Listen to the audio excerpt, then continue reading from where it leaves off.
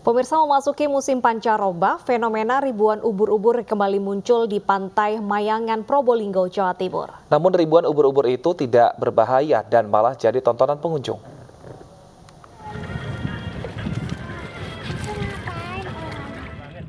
Inilah fenomena tahunan gerombolan ubur-ubur muncul di pantai Mayangan, Probolinggo, Jawa Timur. Fenomena tahunan munculnya ubur-ubur ini dirasakan warga sejak sepekan terakhir. Ubur-ubur yang jumlahnya sangat banyak langsung menjadi tontonan pengunjung. Kok enggak berendam, kenapa ini? Iya, dari tadi ini Om, ada kayak ubur-ubur. Banyak ya? Banyak banget ini ya? Banyak banget, emang dari tadi rencananya mau berenang di sini. Oh, berendam, iya. Ada ubur-ubur banyak ini Om. Enggak jadi? Enggak jadi, takut gatal-gatal. Takut gatal ya? Iya. Oh. Iya tuh. Ubur-ubur ini tidak begitu berbahaya, namun pengunjung tidak boleh bersentuhan dengan ubur-ubur karena akan terasa gatal jika terkena kulit secara langsung. Gerombolan ubur-ubur muncul setiap memasuki bulan pancaroba. Karena ubur-ubur mencari air laut bersuhu hangat dan selalu berpindah-pindah tempat. Dari Probolinggo, Jawa Timur, Hana Purwadi, iNews melaporkan. Belum adanya jembatan penghubung membuat para pelajar di desa Siron Blang, Kecamatan Kuta Cotgli, Aceh Besar, hingga kini masih harus menyeberangi sungai untuk berangkat sekolah. Selain bahaya tenggelam, serangan buaya juga mengancam penyeberangan sewaktu-waktu.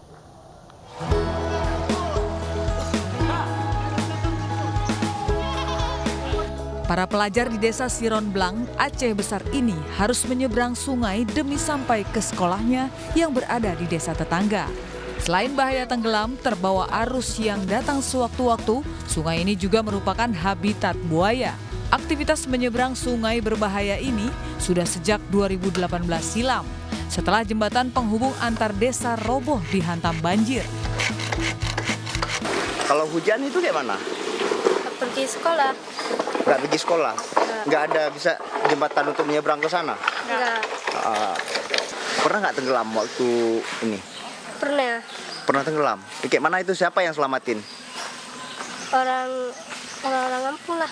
Orang kampung yang lihat ya.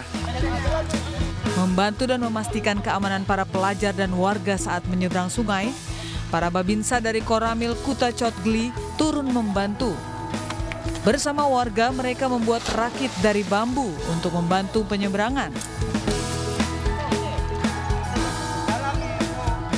Kalau hujan, otomatis mereka itu sampai menunggu airnya surut. Jadi sehingga mereka tidak bisa mengikuti pendidikannya, pelajarannya. Jadi sehingga guru juga tidak bisa sekolah kalau ada yang guru sana. Kalau guru pun kalau ada, paling-paling guru hanya anak-anak yang seberang saja. Khusus yang sebelah sini, di sini ada anak sekolah SD, SMP sampai SMA, kurang lebih sekitar 600 orang. Meski sederhana, rakit bambu cukup membantu warga melintasi sungai dengan lebih tenang. Warga berharap jembatan penghubung desa bisa segera dibangun demi penghidupan warga yang lebih baik. Dari Kabupaten Aceh Besar Aceh, Syukri Syarifuddin, iNews melaporkan. Ya pemirsa, di tengah sejumlah wilayah lain tengah mengeluhkan tumpukan sampah yang menggunung, berbeda halnya bagi seorang ibu rumah tangga di Cimahi, Jawa Barat. Sampah plastik diubah menjadi sebuah alas lantai yang bernilai ekonomi.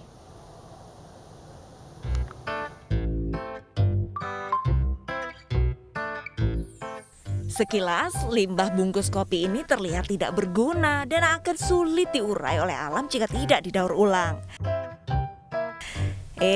Namun sampah-sampah ini justru menjadi sumber mata pencarian bagi seorang ibu rumah tangga asal Cimahi, Jawa Barat.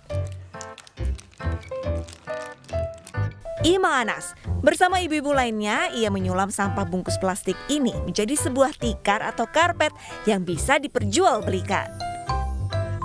Namun asal-muasal bisnis karpet dari bungkus kopi ini terbangun ketika Ibu Ima mengalami kesulitan saat pandemi beberapa tahun lalu. Ini teh 3 tahun sekarang lah gitu ya, sejak pandemi. Karena saya nggak kerja lagi gitu, terus anak juga diberhentikan dulu kerja. Lantas ya kreatif lah saya bikin tikar dari awalnya iseng aja gitu. Tapi ternyata ya digelutin bisa sampai sekarang gitu. Tikar dari cangkang bungkus kopi berbagai kopi gitu. Siapa sangka motif cantik bunga dapat dihasilkan dari gambar bungkus plastik kopi ini. Tak hanya motif bunga, motif lain pun terlihat sangat indah ketika dipadu-padankan dan dianyam oleh Imah dan teman-temannya. Bahkan para pembeli dapat memesan motif yang mereka inginkan. Sejumlah pembeli pun sangat tertarik dengan inovasi karpet dari bungkus kopi ini. Unik lah gitu kan, karena pembuatannya sendiri gitu kan. Karena lebih kreatif, karena dari bahan-bahan bekas itu bisa berguna. Jadi saya lebih suka aja gitu, dan emang kayak tahan air aja. Dari sekian banyak permasalahan sampah yang kian membuncah, ternyata Ibu Imah mengalami kesulitan untuk mendapatkan bahan dasar pembuatan karpet.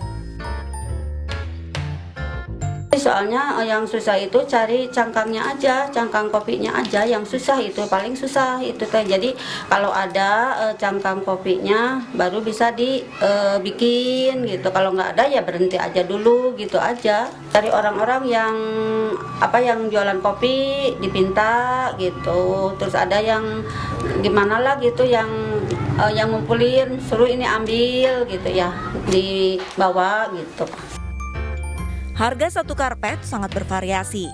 Satu buah karpet atau tikar dibanderol dari harga Rp100.000 hingga Rp500.000, tergantung dari lebar dan kesulitan motif karpet bungkus kopi.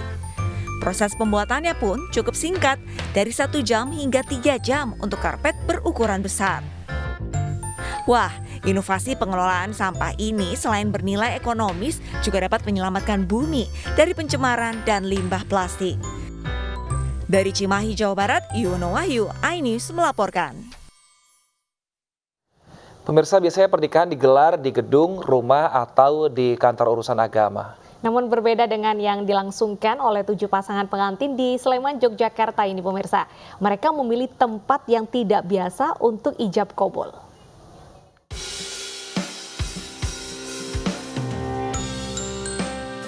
Pernikahan merupakan hari bahagia dalam hidup manusia.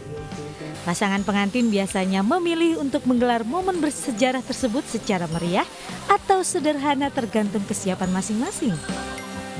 Namun, sejumlah pasangan pengantin di Sleman, Yogyakarta ini memilih tempat yang tidak biasa untuk melangsungkan akad nikah. Jika biasanya ijab qabul dilangsungkan di KUA, rumah atau masjid, pasangan ini justru memilih aliran sungai sebagai tempat sakral untuk mengucap janji sehidup semati. Meski lengkap dengan tata rias dan baju pengantin, namun kaki kedua mempelai dan penghulu terendam air. Ditambah suara dari air yang mengalir. Senang bisa ada pengalaman nikah yang tidak biasa, seperti kayak di sungai, di kebun, yang ada di Juruk, seperti itu. Tidak hanya di aliran sungai, pasangan lainnya juga memilih tempat yang tidak biasa. Akad nikah mereka dilangsungkan di kebun salak. Meski begitu, ijab qabul berlangsung dengan hikmat. Sementara itu ada pasangan yang memilih ijab qabul di atas bendungan sungai dengan nama Gejlik Cinta. Para pasangan pengantin ini mengikuti nikah massal Merapi dalam rangka peringatan Hari Kebangkitan Nasional dan Hari Jadi Kabupaten Sleman ke-106 tahun. Mahar yang disiapkan juga buah salak yang menjadi buah khas lereng Gunung Merapi. Karena salah satu destinasi wisata di Kabupaten Sleman ini adalah kaya dengan salapondonya. Jadi kami ingin di momentum kebangkitan nasional ini kami membuat wedding destination, spot pernikahan di basis wisata, di mana daerah istimewa Yogyakarta ini sudah layak menjadi acuan dunia untuk wedding. Jadi tidak hanya di Bali atau di negara lain, tapi cukup daerah istimewa Yogyakarta khususnya di Sleman dengan alam dan kuliner yang sangat khas. Ya, ini pertama di dunia. Dan pihak panitia nikah massal di Sleman, Yogyakarta ini mengklaim sudah menikahkan hingga 15.031 mempelai sejak 2006 silam. Nah, bagaimana? Anda tertarik untuk melangsungkan pernikahan dengan tempat yang tidak biasa dan unik dengan konsep alam seperti ini? Dari Sleman, Yogyakarta, Heru Trijoko, iNews melaporkan.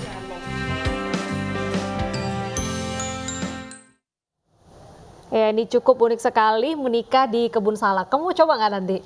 Mungkin masuk dalam salah satu opsi, tapi akan kita lihat ke depan. Karena kan kalau misalnya mau menikah menentukan dari kedua pasangan. Kalau pasangannya mau, kenapa tidak untuk mencoba hal-hal baru? Betul sekali. Nah, sekarang karena kita sudah memasuki jam makan siang nih, Belesan, kita akan berikan informasi kepada pemirsa terkait dengan referensi makan siang Anda yang satu ini legendaris sekali. Sudah ada sejak tahun 1975 dan masih eksis sampai sekarang.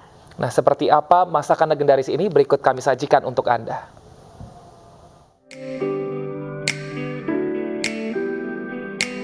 Brongkos adalah masakan khas Yogyakarta, rupanya seperti rawon.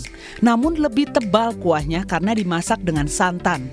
Dan bumbu-bumbunya pun lebih lengkap. Kehadiran kacang tolo dan tahu di dalam sajian ini pun membuatnya semakin berbeda dari rawon.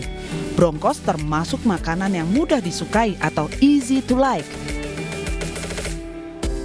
Nah, kalau kalian suka, coba mampir ke warung Brongkos Handayani. Warung makan legendaris yang tak pernah sepi dari pembeli. Lokasinya di sudut wilayah alun-alun selatan Yogyakarta. Usaha ini sudah dijalankan sejak tahun 1975 dengan menu andalannya brongkos tahu, brongkos telur, brongkos kacang tolo, serta brongkos tetelan. Namun yang paling digemari adalah brongkos komplit dengan isi tahu, telur, kacang tolo, dan tetelan menjadi satu sehingga dapat menghasilkan sajian yang lezat dan mengenyangkan. Satu menu brongkos komplit diberi harga Rp40.000. Bersanding dengan segelas es campur, kombinasi dari tape, kelapa muda, santan juga sirup menjadi pelengkap kesegaran sajian menu di warung Handayani. Patin pokoknya kesini itu, karena brongkosnya nggak nih. Yang spesial dari sini itu manisnya nggak terlalu manis, manis SNI lah.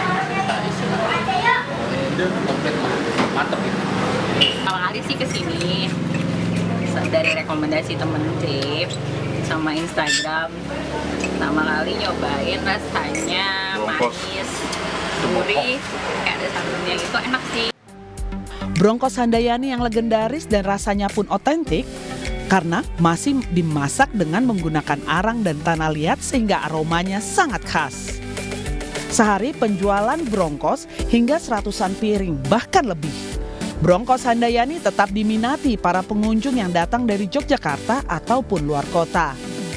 Dari kota Yogyakarta DIY, Galih Wisma, iNews melaporkan.